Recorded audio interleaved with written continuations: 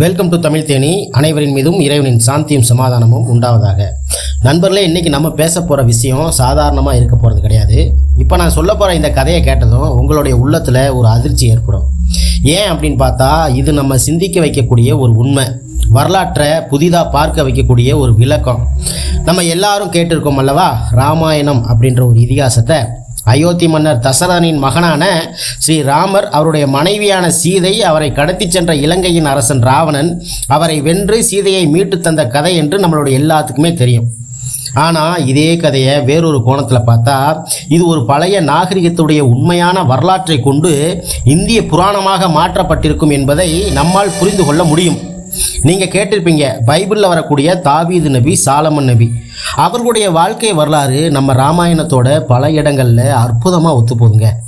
இந்த ஒற்றுமைகள் சாதாரணமானவை கிடையாது நண்பர்களே. இவை ஒரே வரலாறு இரண்டு வேறு வடிவங்களாக எழுதப்பட்டதற்கான தெளிவான சான்றுகள். அயோத்தியுடைய முதல் மன்னன் அப்படின்னு சொல்லப்படக்கூடிய இச்சுவாகு என்பவர் தான் சூரிய குலத்துடைய ஆரம்பம். இதே போல் பைபிளில் இஸ்ரவேலுக்கு முதல் அரசனாக வந்தவர் யாருன்னு நீங்கள் தேடி பார்த்தீங்கன்னா அது சவுல் அப்படின்னு சொல்லி வரும். இருவரும் தங்கள் தந்தை வழியாக ஒரு பெரிய வம்சத்தை ஆரம்பித்தவர்கள். இருவருமே தங்கள் நாட்டின் முதல் மன்னர்கள். அதாவது கோசலை என்றால் இஸ்ரவேல் போல, இச்வாகு என்றால் சவுல் போல. இதை ஒரு கணம் நிதானமாக யோசிச்சு பாருங்க. இரண்டு வேறு நாட்டில் இரண்டு வேறு பெயர், ஆனால் கதையோடைய வடிவமோ ஒன்று தான். இப்போ அடுத்து பாருங்க, ராமாயணத்தை எழுதியவர் வால்மீகி அப்படின்னு சொல்லப்படுகிறார். ஆனால் பைபிளில் வரலாற்றில் சவுல், தாவீது, சாலமன் ஆகியோருடைய கால வரலாற்றை எழுதி வைத்தவர் யாருன்னு பார்த்தா சாமுவேல். வால்மீகி என்ற பெயர் சாமுவேல் என்ற பெயரை ஒட்டியே எழுதப்பட்டிருக்கலாம். அந்த பெயரை சற்று மாற்றினால் ஒளி ஒத்து போகிறது.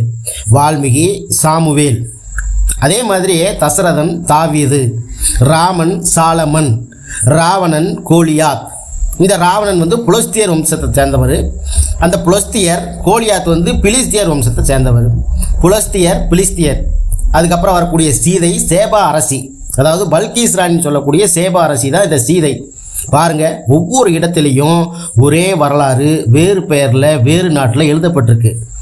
இன்னும் இதை ஆழமாக இப்போ பார்க்க போகிறோம். தசரதனுக்கு 3 முக்கியமான மனைவிகள் இருக்காங்க. கௌசல்யா, கைகேயி, சுமித்ரா. தாவீது நபிக்கும் பல மனைவிகள் இருந்தாங்க. அவர்களில் முக்கியமானவர்கள் பார்த்தா பத்சேபா, ஆகினோமா, மிகால். இதே 3 பெயர்களும் ராமாயணத்தின் 3 ராணிகளோடு ஒப்பிடப்படுகின்றன. இந்த கைகேயியை ஆகினோமா அப்படின்னு சொல்லியும், கௌசல்யாவை பத்சேபா அப்படின்னு சொல்லியும், சுமித்ராவை அபிகேயில் அப்படின்னு சொல்லியும் ஒவ்வொருவரும் அதே போல தங்களுடைய பிள்ளைகளை பெற்றுக்கொள்கிறார்கள். தசரதனுக்கு ராமன், பரதன், லட்சுமணன், சத்ருகனன். அதே மாதிரி தாவீதுக்கும் சாலமன், அம்னோன், அப்சலோம், அதோனியா. பாருங்க, பெயர் வேறு ஆனாலும் கதையுடைய வடிவம் அதே போலத்தான் இருக்கு. அடுத்து பாருங்க, ராவணன் என்ற அரசன் புலஸ்தியர் வம்சத்திலிருந்து வந்தவன் அப்படின்னு தான் சொல்லப்படுகிறது. பைபிளில் வரக்கூடிய கோலியாத்தும் பிலிஸ்தியர் என்று சொல்லப்படுகிறார். புலஸ்தியர், பிலிஸ்தியர் ஒழிப்பில் வேறுபாடு மட்டுமே, அர்த்தத்தில் ஒரே வேரை சேர்ந்தது தான். இருவருமே பெரிய உடல், மிகுந்த ஆற்றல், மக்களை அச்சுறுத்தக்கூடிய வீரர்கள். ராவணனுக்கு 10 தலை என்று சொல்கிறார்கள். கோலியாத்துக்கு பெரிய தலை, உயரமான உடல். இருவருக்கும் மிகுந்த வலிமையுடன் மனிதருக்கு அப்பாற்பட்ட வீரர்களாகத்தான் 2 கதைகளிலுமே வர்ணிக்கப்படுகிறார்கள். இருவரையுமே வெல்லும் மனிதர் ஒரு சிறுவனாகவே காட்டப்படுகிறார். தாவீது கோலியாத்தை வெல்லுகிறார். ராமர் ராவணனை வெல்லுகிறார். தாவீது கையில் ஒரு கல் எறியும் வில்லுடன் செல்கிறார். அதாவது கவன் அப்படின்னு சொல்லக்கூடிய அந்த கல் எறியும் வில்லுடன் செல்கிறார். ராமர் அம்பு எய்கிறார். இருவருமே தங்கள் எதிரியின் தலையை வெட்டுகிறார்கள் என்பதுதான் இங்கே நம் முக்கியமாக பார்க்கக்கூடிய ஒன்று. இது சாதாரண ஒற்றுமை அல்ல நண்பர்களே. ஒரே கதை 2 நாகரிகங்களில் மாறி எழுதப்பட்டுள்ளது. சவுல் அப்படின்ற ஒருத்தர் யாகம் நடத்தி எதிரிகளை அழிக்க பலி கொடுக்கிறார். அதே மாதிரி இங்கே தசரதன் அஸ்வமேத யாகம் நடத்தி பிள்ளைகள் பிறக்க பலி கொடுக்கிறார். இருவருடைய யாகத்தின் நோக்கம் அப்படின்னு பார்த்தா வெற்றி பெறணும் அப்படின்றது தான். சவுல் ஒரு கன்றுக்குட்டியை பலி கொடுத்து வெற்றிக்காக காணிக்கை செலுத்துகிறார். தசரதன் குதிரையை பலியிட்டு யாகம் செய்கிறார். இதிலேயும் ஒற்றுமை மிகுந்தது நம்மால் பார்க்க முடிகிறது. சீதை என்றால் யார்? ராமனுடைய மனைவி. அதே போல தான் சேபா அரசி அப்படின்றவங்க யாருன்னு பார்த்தா சாலமனுடைய மனைவியாக தான் இருக்காங்க. சேபா அரசி சாலமனை சந்திக்கிறார், அவருக்கு பரிசுகள் தருகிறார், அவரை அறிவாளி என பாராட்டுகிறார். சீதை ராமனுடன் திருமணம் செய்து கொள்ளும்போது அம்பு எய்தும் பரிசோதனையில், அதாவது அந்த வில்லை தூக்கக்கூடியவங்களுக்கு தான் மனைவி அப்படின்ற மாதிரி சொல்லும்போது அந்த வில்லை தூக்கி அதில் வெற்றியும் பெறுகிறார். இந்த இரண்டிலுமே பெருமை வாய்ந்த அரசனுக்கு பொருத்தமான பெண் அப்படின்ற கருத்தை நம்மளால் பார்க்க முடிகிறது. மேலும் பார்த்தோம்னா ராமாயணத்தில் வரக்கூடிய அஸ்வமேத யாகம் என்றால் ஒரு புனித யாகம். அதில் இருந்து 4 குழந்தைகள் பிறப்பதாக சொல்லப்படுகிறது. இதேபோல பைபிளில் பத்சேபாவுக்கு தாவீது சாலமன் பிறந்தார். அவரே இஸ்ரவேல் பேரரசை அமைத்தார். இரண்டிலும் யாகம் பிறகு பிறந்தவன் அப்படின்ற ஒரு அடையாளம் இங்கே நம்மளால் பார்க்க முடிகிறது. இப்போ அடுத்த முக்கியமான ஒரு இடம் அப்படின்னு பார்த்தா அயோத்தி என்றால் இக்ஷ்வாகு மன்னனுடைய பேரரசு, கோசலை என்றால் அவருடைய பிராந்தியம். ஆனால் உண்மையிலேயே பைபிளில் வரக்கூடிய இஸ்ரவேல் மன்னர்கள் இருந்த பகுதி அதே வடக்கு பகுதி. நம்ம யமுனா கங்கை ஆற்றுக்கரைகள் போலத்தான் அந்த பகுதிகளும் இருந்தன. இரண்டுமே நாகரிக நெடுஞ்சாலைகள், ஆறுகள், வழி நாகரிகங்கள் வளர்ந்த இடங்கள். அந்த யூத நாகரிகத்தை இந்தியாவுக்கு கொண்டு வந்தபோது அவர்கள் தங்கள் கதைகளை இங்குள்ள மொழிக்கு ஏற்ப மாற்றிக்கொண்டார்கள் அப்படின்றது உண்மை. சவுல் என்ற பெயர் இக்ஷ்வாகுவாக மாறியிருக்கிறது. தாவீது தசரதனாக ஆயிருக்கிறார். சாலமன் ராமனாக ஆயிருக்கிறார். கோலியாத் ராவணனாக ஆயிருக்கிறார். பிலிஸ்தீர் என்பவர்கள் புலஸ்தீர்கள் என்பவர்கள் ஆயிருக்கிறார்கள். இதுதான் அந்த மாற்றம். மேலும் அந்த செபாராணி சீதையாக மாற்றப்பட்டிருக்கிறார். நீங்கள் இன்னொரு விஷயத்தையும் பாருங்கள். ராமர் பாலம் ராமாயணத்தில் அதை வானரங்கள் கட்டியதாக சொல்கிறார்கள். ஆனால் இன்றைக்கு இருக்கக்கூடிய அறிவியல் சொல்வது அது இயற்கையாக உருவான பாறை தொடர் என்று அந்த அறிவியல்வே சொல்லுகின்றது. அது மனிதர் கட்டியது அல்ல. அதாவது புராணம் ஒரு இயற்கை பொருளுக்கு கதையை கட்டியிருக்கு அப்படின்னு தான் நம்ம இங்கே பார்க்க முடிகிறது. அதே போல் தாவீது கோலியாத்தை வென்ற இடம் என்று இன்னைக்கும் இருக்குது. ஆனால் அதை சுற்றி வந்த கதைகள் தான் இன்னைக்கு இந்தியாவுக்குள்ளே புராணமயமாக மாறிவிட்டன. இலங்கையில் ராவணன் ஆட்சி புரிந்ததற்கான எந்த சான்றுமே கிடையாது. எந்த கல்லறை, எந்த பழைய கட்டிடம், எந்த பதிவுமே கிடைக்கல. ஆனால் பைபிளில் தாவீது சாலமனின் அரச குடும்பத்தின் பதிவுகள் நிறையவே உள்ளது. அவர்களுடைய நகரம், அவருடைய பெயர்கள், அவருடைய ஆட்சி காலங்கள் எல்லாம் வரலாற்றை காணப்படுகிறது. அதனால் உண்மையில் நடந்த கதை பைபிளில் தான் இருக்குது. மேலும் குரான்லேயும் காணப்படுகிறது. அதன் பின்புலத்தை இந்தியா எடுத்துக்கொண்டு இதிகாசமாக மாற்றிவிட்டது. இந்தியா என்றால் யூத பிராமணர்கள் என்றுதான் நான் சொல்கின்றேன். மேலும் பாருங்கள், ராமருடைய பிறப்பிடம் பற்றி நம்ம நாட்டில் பலர் விவாதிக்கிறார்கள். ஒருவர் சொல்கிறார் ராமர் அயோத்தியில் பிறந்திருக்கிறார். இன்னொருவர் சொல்கிறார், அந்த இன்னொரு யார் ராமருடைய நேபாளத்தில் இருக்கக்கூடிய அந்த அரசர் சொல்கிறார் ராமர் பிறந்தது எங்கள் நேபாளத்தில் தான். ஆனால் எந்த இடத்துல இருந்து அப்படின்னு சொல்லி எந்த உறுதிச்சான்றுமே கிடையாது. ஆனால் தாவீது சாலமனின் வரலாறு அதாவது உண்மையான கதை அங்கு தான். இந்தியாவில் வந்த யூத பிராமணர்கள் அதை கொண்டு வேறொரு வடிவத்தில் இங்குள்ள மக்களுக்கு புராணமாக கொடுத்திருக்கிறார்கள் என்பதே உண்மை. அந்த காலத்தில் இந்தியாவில் பலர் கல்வி அறிவு இல்லாமல் இருந்திருக்கிறாங்க. வரலாற்று உண்மை எளிதாக புரிய வைக்க முடியாது. அதனால் அவர்கள் அதை கதையாக இதிகாசமாக மாற்றி கடவுள்கள், யாகங்கள், வானரங்கள் என்று சேர்த்து எழுதியிருக்கிறாங்க. இதேபோல் அந்த பழைய யூத வரலாறு நம்முடைய இதிகாசங்களில் ஊடுருவி விட்டது. நண்பர்களே, இது ஒரு சாதாரண ஒரு கருத்து அல்ல. இது வரலாற்றை புதிதாக வாசிக்க வைக்கும் உண்மை. தாவீது நபியும் சாலமன் நபியும் உண்மையில் வாழ்ந்தவர்கள். அவர்களின் நகரம், அவர்களின் கோயில், அவர்களின் ஆட்சி காலம் எல்லாம் பைபிளும் வரலாற்றிலும் உறுதி செய்யப்பட்ட ஒன்று. ஆனால் ராமர், ராவணர் பற்றி வரலாற்று சான்றுகள் எதுவும் இல்லை. இதன் பொருள் என்ன? ஒரே கதையை ஒருவர் உண்மையாக வாழ்ந்த வரலாற்று வடிவில் சொன்னார். மற்றவர் அதை தங்கள் நாட்டுக்கு ஏற்றபடி மாற்றி புராணம் என்ற பெயரில் சொன்னார்கள். இதுதான் பெரிய உண்மை நண்பர்களே. நம்ம மனசுக்குள் யாரும் இதை சொல்லவில்லை. ஆனால் இப்போது இதை நாம் சிந்திக்க வேண்டும்.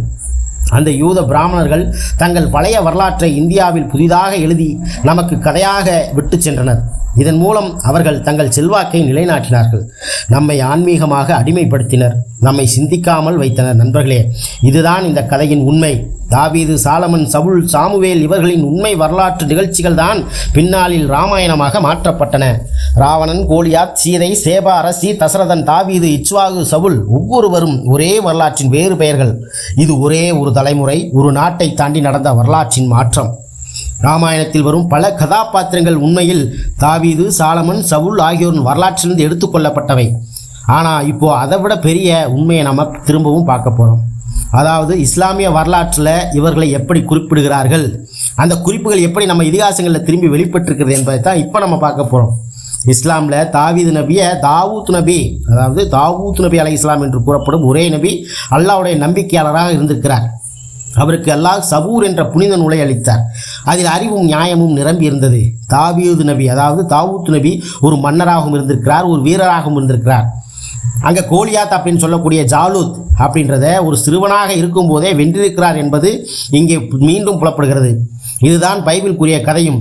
இதே விஷயம்தான் நம்ம ராமாயணத்தில் இளம் வயதில் துன்மார்க்கனை வென்றவன் என்று ராமரை காட்டுகிறது. அதாவது தாவீது நபியின் வீரத்தை ராமனாக மாற்றி இந்தியாவுக்கு ஏற்ற வடிவில் எடுத்துக்கொண்டிருக்கிறார்கள் என்பதே இங்கு நிதர்சனமான உண்மை. இஸ்லாமில் தாவூது நபியின் மகனாக சுலைமான் நபி வருகிறார். அவர் ஒரு அதிசயமான மன்னர். அல்லாஹ் அவருக்கு மனிதர்களும் ஜின்களும் பறவைகளும் காற்றும் விலங்குகளும் அனைத்தும் கீழ்ப்படியும் ஆற்றலை அளித்தார் என்று குர்ஆனில் சொல்லப்படுகிறது. அவர் ஜின்களிடம் வேலை செய்ய வைத்தார், அரண்மனைகளை கட்ட வைத்தார், கடலில் இருந்து பொருட்களை எடுத்து வந்தார்கள், காற்றை அவர் வசப்படுத்தினார், ஒரு நகரிலிருந்து இன்னொரு நகருக்கு ஒரு கணத்தில் சென்றதாக குர்ஆனில் குறிப்பிடப்பட்டுள்ளது. இதுதான் நம்ம ராமாயணத்தில் வேறொரு வடிவத்தில் மாறி வருகிறது. அதாவது சுலைமான் நபி காற்றை கட்டுப்படுத்தினார். அதே போல ராமாயணத்தில் அனுமான் என்று சொல்லக்கூடியவர் காற்றின் புத்திரன் என்று அழைக்கப்படுகிறார். ராமருக்கு உதவிய சக்தி காற்றின் வேகத்தில் பறந்தது போல இந்த அனுமானை காட்டுகிறார்கள். ஆனால் உண்மையில் அந்த கருத்து சுலைமான் நபியின் அதிசயத்திலிருந்து வந்ததுதான். அல்லாஹ் சுலைமான் நபிக்கு சொன்னார், காற்றை உனக்கு கீழ்ப்படுத்தி விட்டோம் என்று குர்ஆன் வாயிலாக. அதேபோல் அனுமான் காற்றின் மகனாக வர்ணிக்கப்படுகிறார். இது ஒரு மாறிய வடிவம். ஒரு உண்மையான நபியின் அதிசயம் ஒரு இதிகாசத்தில் புதிர் சக்தியாக மாறியது. மேலும் பாருங்க நண்பர்களே, சுலைமான் நபி பறவைகளோடு பேசினார். அவர்களுக்கு பறவைகள் மொழி தெரிந்திருந்தது என்று நாம் பார்க்கின்றோம். அந்த பறவைகளில் முக்கியமானது தான் ஹூது என்று சொல்லப்படக்கூடிய தூது பறவை. அந்த பறவை செபா நாட்டில் இருந்த ராணியை பார்த்து அவள் மக்கள் சூரியனை வழிபடுகிறார்கள் என்று சுலைமான் நபிக்கு வந்து தூது கூறுகிறது.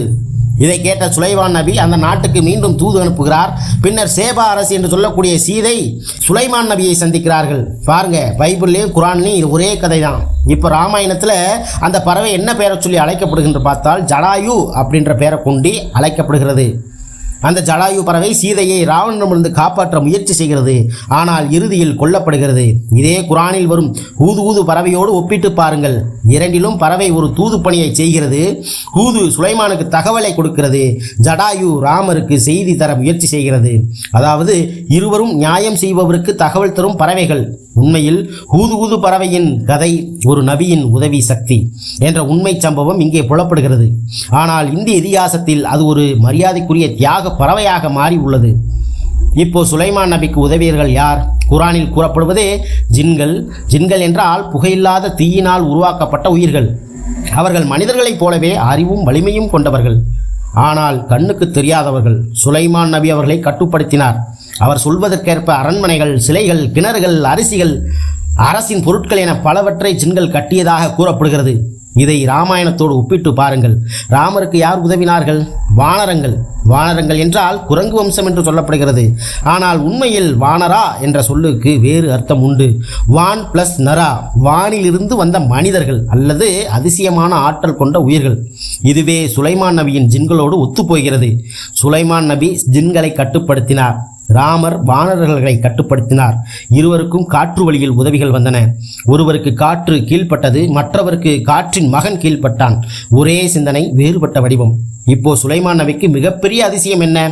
ஒரு அரியணையை தூரத்தில் இருந்து உடனே கொண்டு வந்தது. குர்ஆனில் சொல்கிறது, சுலைமான் நபி சேபா அரசியின் அரியணையை ஒரு கணத்தில் தன்னிடத்தில் கொண்டு வந்தார். அந்த அரியணையை கொண்டு வந்த ஒரு ஜின். இதுதான் பரிமாற்ற சக்தி. இதே விஷயம் ராமாயணத்தில் புஷ்பக விமானம் என்ற பெயரில் வருகிறது. ராவணன் சீதையை கடத்தி கொண்டு போன போது புஷ்பக விமானத்தில்தான் அந்த சீதையை கடத்தி செல்கிறார். பின்னர் ராமர் அந்த விமானத்தில் திரும்பி வந்ததாகவும் வரலாறுகள் கூறுகிறது. ஆனால் உண்மையில் சுலைமான் நபி ஜின்களின் உதவியால் தூர இடங்களை தாண்டி அதிசயம் நிகழ்த்தினார். அதையே அவர்கள் விமானக்கதை என மாற்றினார்கள். நண்பர்களே, இஸ்லாமிய நபிமார்களின் வரலாறு முழுவதும் அல்லாஹ்வின் அனுமதியால் நடந்த உண்மை நிகழ்வுகள். ஆனால் புராணங்கள் அந்த உண்மைகளை மனிதனின் கதைகளாக, அதிசயமாக, சில நேரங்களில் கடவுளின் பெயரில் மாற்றி கூறின. சுலைமான் நபிக்கு காற்று, ஜின்கள், பறவைகள் எல்லாம் கீழ்ப்பட்டது. அதையே ராமாயணத்தில் வானரம், பறவை, காற்று ஆகிய வடிவங்களின் சின்னமாக காட்டுகிறார்கள். உண்மையை கற்பனையாக ஆக்கியது. அதுதான் வேறுபாடு. மேலும் பாருங்கள், சுலைமான் நபி சேபா அரசியை நம்பிக்கைக்கு அழைத்தார். அவளும் இறுதியில் அல்லாஹ்வை ஏற்றுக்கொண்டாள் என்று குர்ஆன் வாயிலாக நாம் தெரிந்து கொள்ள முடிகிறது. ஆனால் ராமாயணத்தில் சீதை ராவணனால் கடத்தப்பட்டு ராமரால் மீட்கப்படுகிறார். இரண்டிலும் ஒரு பெண் ஒரு பெரிய போராட்டத்தின் மையமாகவே இருக்கிறாள். ஒருவரை வழிகாட்ட சுலைமான் நபி அறிவால் வென்றார், மற்றவர் வாள் மற்றும் அம்பால் வென்றார். ஆனால் அடிப்படை கருத்து ஒன்றுதான், அழிவு வராமல் நியாயத்தை நிலைநிறுத்த வேண்டும் என்பது. இப்போ இன்னொரு ஆழமான ஒற்றுமையை கடைசியாக நாம் பார்ப்போம். ராமன் தன் சகோதரரோடு இணைந்து அரசை காப்பாற்றுகிறார். சுலைமான் நபி தந்தையின் ராஜ்யத்தை நியாயமாக காப்பாற்றுகிறார். தாவீது நபி தசரதன் போலவே பல சோதனைகளை அனுபவிக்கிறார். அப்சலோம் தன் தந்தையின் மீது கிளர்ச்சி செய்கிறான். அதேபோல லக்ஷ்மண் மற்றும் பரதனின் இடையே நம்பிக்கை, காதல், தியாகம் போன்ற குணங்கள் மாறிய வடிவில் காட்டப்படுகிறது. நண்பர்களே, இதெல்லாம் ஒரே சிந்தனையை தரும். அதாவது உண்மை நபிமார்களின் வரலாறு இந்தியாவில் புராணமாக மாறி இருக்கிறது. பைபிளும் குரானும் கூறும் வரலாறு நேர்மையான இறைவன் அளித்த உண்மை. ஆனால் இராமாயணமும் இதிகாசங்களும் அதே நிகழ்வுகளை மக்கள் மனதில் அடங்கும் வகையில் கதை வடிவில் சொல்லப்பட்டிருக்கிறது. உண்மை ஒரு பக்கத்தில், நபிமார்கள் மறுபக்கத்தில் அந்த நபிமார்களின் சாயல் உருவான கதாபாத்திரங்கள். இதை நாம் இன்று புரிந்து கொள்ள வேண்டிய நேரம் வந்துவிட்டது. ஏனென்றால் இது ஒரு மத ஒப்பீடு, இது வரலாற்று உண்மை ஒப்பீடு. நம்ம இதிகாசங்களில் மறைத்து வைக்கப்பட்ட போன அந்த நபிமார்களின் சுவடுகளை நம்மால் இப்போது வெளிக்கொணர முடிகிறது. சுலைமான் நபி காற்றை வசப்படுத்தினார், ஜின்களை கட்டுப்படுத்தினார், பறவைகளோடு பேசினார். ராமன் அனுமான் மூலமாக அதேபோல் காற்றை, வானரர்களை, பறவைகளை கட்டுப்படுத்தியவனாக வர்ணிக்கப்படுகிறார். ஆனால் வேறுபாடு என்ன தெரியுமா நண்பர்களே? சுலைமான் நபி இது அல்லாஹ்வின் அனுமதியால் செய்தார். ராமன் இதை தன் தேவ வம்சத்தால் செய்தார் என்று கூறப்படுகிறது. அதாவது ஒரு இடத்தில் கடவுள் உத்தரவு, மற்ற இடத்தில் மனிதரின் தெய்வீக மாயை. அதுவே உண்மையை மாற்றும் புராணத்தின் இடையே இருக்கும் பெரிய வேறுபாடு. ஜடாயு பறவை ஒரு தியாகத்தை செய்தது, ஹூது பறவை ஒரு செய்தியை செய்தது. இருவரும் இறைவனின் வழியில் செயல்பட்டவையாகும். ஆனால் ஒருவரின் கதை மனிதர் எழுதிய புராணம், மற்றொருவரின் கதை இறைவன் வெளிப்படுத்திய உண்மை. அதுதான் நாம் புரிந்து கொள்ள வேண்டிய மையம் நண்பர்களே. இவையெல்லாம் நான் சொல்கிற கற்பனை அல்ல, இது வரலாற்றை ஒப்பிட்டு பார்த்தால் விளங்கும் உண்மை. யாரோ ஒருவரும் இந்த உண்மையை மறைத்தார்கள், அதை நமக்கு இதிகாசம் என்று கொடுத்தார்கள். ஆனால் இப்போது நமக்கு அறிவு வந்துவிட்டது, நம்மால் இந்த உண்மையை புரிந்து கொள்ள முடிகிறது. தாவீது, சுலைமான், சவுல் ஆகியோர் உண்மையில் வாழ்ந்தவர்கள். அவர்களின் கதை நம் இதிகாசங்களின் ஆழத்தில் உயிரில் வாழ்கிறது. நாம் இதை உணர்ந்தால் நம் மனதில் ஒரு வெளிச்சம் வரும். நம்முடைய பழைய கதைகள் வெறும் கற்பனை அல்ல, அவை மாற்றப்பட்ட உண்மைகள். அந்த உண்மையை நாம் இப்போது வெளிச்சம் போட்டு பார்த்து கொண்டிருக்கிறோம். இதுதான் உண்மையான எனது ஆராய்ச்சி, உண்மையான ஒரு விழிப்பு. எனவே எனது நண்பர்களே, இந்த வீடியோவை 4 பேர்த்துக்கு ஷேர் பண்ணுங்கள். நல்லதே நடக்கும். மீண்டும் இதுபோல வீடியோக்கள் தொடரும் என்பதை உங்களிடத்திலே நான் கூறிக்கொண்டு உங்களிடமிருந்து விடைபெறுகிறேன். நன்றி. நான் உங்கள் தமிழ் தேனி.